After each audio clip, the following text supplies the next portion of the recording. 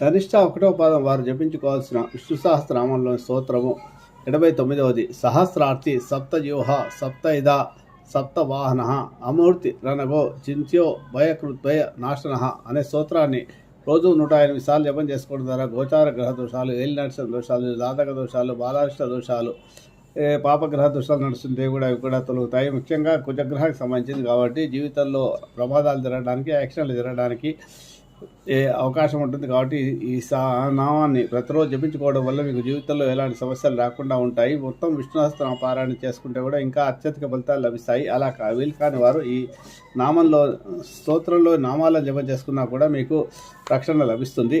ఓం సహస్రార్చిషే నమః, ఓం సప్తజిహ్వాయ నమః, ఓం సప్తై దశే నమః, ఓం సప్తవాహనాయ నమః, ఓం అమూర్తయే నమః, ఓం అనగాయ నమః, ఓం చింత్యాయ నమః, ఓం అచింత్యాయ నమః, ఓం భయకృతే నమః, ఓం భయనాశనాయ నమః అనే నామాలను జపం చేసుకోవాలి.